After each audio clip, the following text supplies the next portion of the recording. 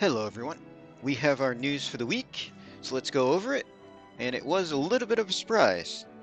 So we are actually getting the Mana Collab, which I was pretty sure after they passed it, it was just going to go the way of the second one that they skipped and never show up.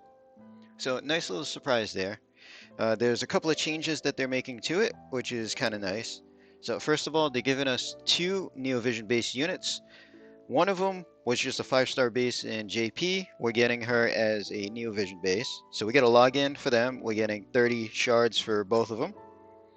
Usual banner exchange shops. We are also getting some coins, which we can trade for shards for the units. So long 20 days of logins, and we get at least 7 coins.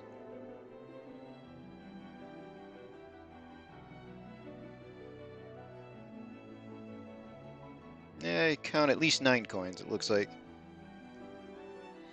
But we don't know what everything costs in the shop. But the coins are tradable for their shards, which is kind of nice.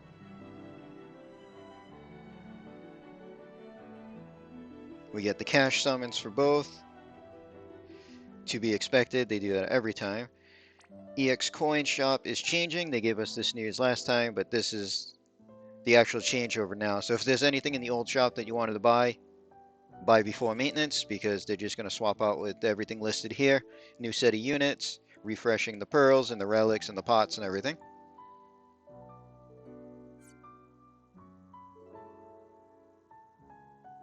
Getting intro quests for both units, which is fine. So vision cards, and they're doing global upgrades, which is nice. So originally, Angela didn't have a card because she was just a 5-star base. So they're letting same card from both units, and they just kind of added magic to it, which is fine.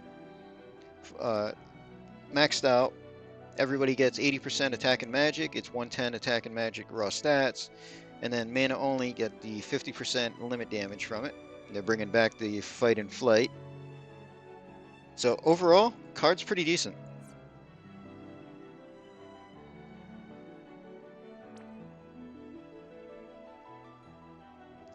And now they're giving us a very special Dark Visions, which is Secret of Mana focused. We're going to fight through a bunch of the bosses. And they're adding Lapis to the ranking rewards. So on the 4th, we get most of the fights unlocked all at once, and then Dark Castle is later. And then I think in JP they had like a surprise boss afterwards. We'll see if they do the same thing here. But managing to get rank 1 is you get 200,000 Lapis, which is a lot. Ranks 2 to 10 get 150k, and then it just keeps going down.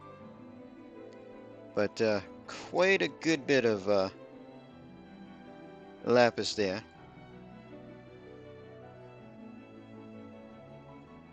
And from what I remember, the fights were decently hard. We'll have to see what they are exactly.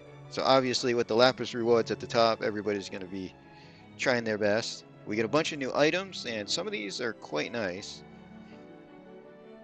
Like the Helm, which only Helm users can use, but 55 attack and 50% double hand. Not bad. The Rod, tiny bit dated with a lot of the stuff that we got, 180 magic and 50% double hand magic. Clothing, 60 attack with 50% dual wield attack is actually pretty good. 60 attack on a chest piece is decent. And then the ribbon with 30 attack and 40 magic and spirit that has ribbon and immune to stop on it is incredibly nice. Probably one of the best items we're getting. And then we get a chest piece, which Ria's only, which I'm assuming is going to be weak 2. But gives us fields when evoking Espers, but only for that unit.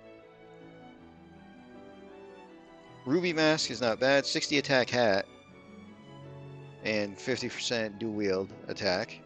And then for mana only units, they get a 50% to all stats materia. So some decent rewards there. And aside from the 2 mana units that we're getting having a bonus, they're giving bonuses to some of the Brave Exvius series units, which is actually kind of nice.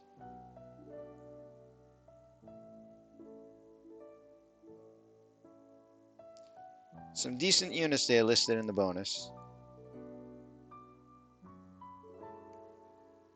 But it ends up kind of like a mixed event there.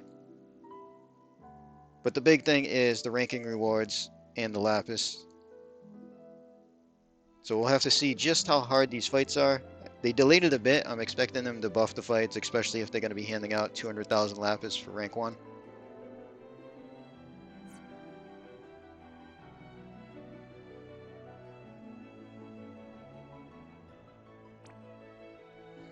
So we are getting 2 different banners for the 2 units. And they're going to the, what is it, 21,000 laps. You need 10, you get 1 ticket per. So you need to run through twice to be able to pity the unit. You get 1 per character. Can only run through them 4 times each. And the units themselves are getting some buffs. Unfortunately, they don't tell us numbers or everything that is getting buffed. So obviously, the vision card's getting changed because they're adding it to both. Now the Super Trust for Hawkeye, quite nice, especially if you don't have Saurus. It's pretty much the exact copy, 80% attack, 75% limit damage. But 75% limit damage on a single materia is incredibly useful. And then he's got a chest clothing piece, which is really good for him. Demon Killer and 500 raw attack for himself with 50 attack on it. And they're giving him an auto limit fill, which is new for him.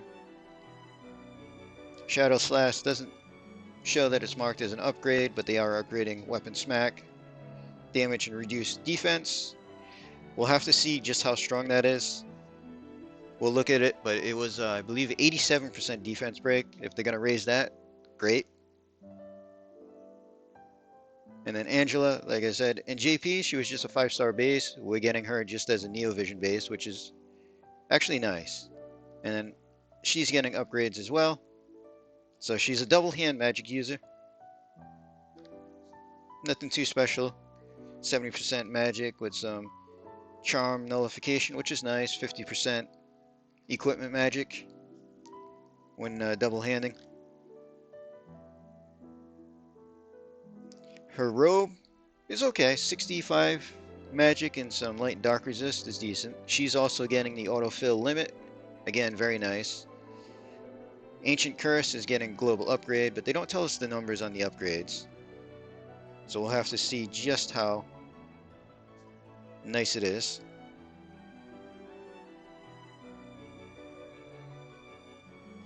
So we can take a look at what their kits were on JP, but this isn't going to be what we're getting exactly. So with Hawkeye, Super's staying the same. Clothing, regular TM is staying the same. Now both units were pretty much focused around their shifted limit burst. True Brave Shift, very nice to have.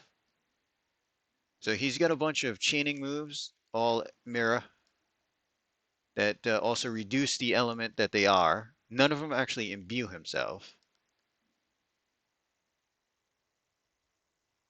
And he can also double as a provoker. He's got some Beast Killer. He's focused around using daggers. He's a double hand unit. Nice amount of evasion. And his base limit burst just kind of has dagger reduction there. Nothing too special on that one. 160x, 8 hits. Again, we'll have to see if we get a boosted version of any of this. They only list so many things in the news. His shift form, some more attacks. He gets a break in there. So it's at least 80% full break to one enemy, which is decent. Again, his elemental stuff doesn't imbue himself, so he still needs external imbues, unless they change that for the global version. Still a dagger user. His big thing is his limit burst. Stacks up to 280, and it's chains with triple mirror. So it's easy to chain with. You just need somebody that can triple cast mirror or has the same limit burst frames as him. The only negative really would be that his dagger down is after the damage. But you can always cast his base limit first or have somebody else do dagger in peril. So overall, pretty nice unit. We'll have to see just what kind of boost we get just because he was skipped for so long that I really didn't think that we were going to get him. And then the other one, Angela. So again, not everything is shown because JP started out as a 5-star for her. So one of the things is she's not, unless they change it, she didn't have true shift. Little limiting. Yeah, it looks like the same. So her shift is only 4 turns. And then you have to wait a turn to go back. So at least it's not stuck waiting a long time to get back into her shift form. But she's magic damage. She's got a bunch of Chaos Wave and Chaos Wave Awaken elemental skills. Stardust Ray in there as well.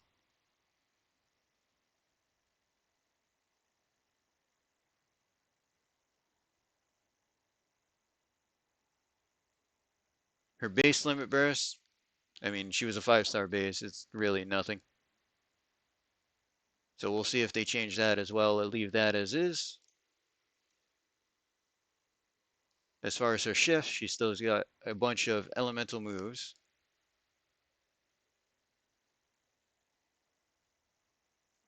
Now there was one that said added.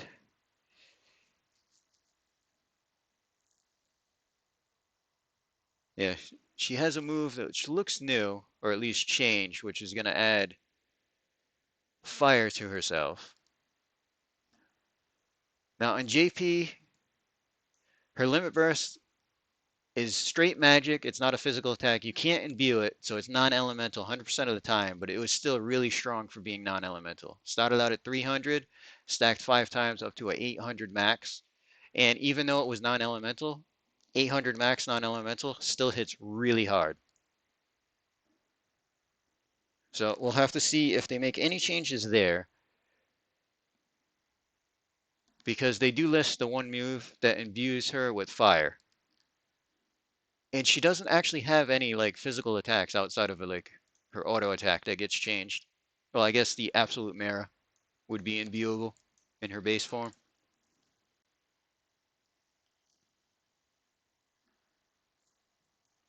Either way, I'm looking forward to just how boosted they're going to get, if they're going to be top tier of what we currently got, if they're just going to fit them into the middle of the current tier. But I'm rather excited to see the Mana collab, especially after I was pretty sure that they weren't going to bring it to us at all. Both of these units I'm going to be pulling for myself. I know a lot of other people are excited to see Mana because quite a lot of people I've talked to were pretty much giving up hope to ever see a Mana collab again. So everybody that's going to be pulling, I wish you luck, and I hope I have some good luck myself. So overall, that's all we have for the news at the moment. So we're going to end the video there. Hope everybody enjoyed.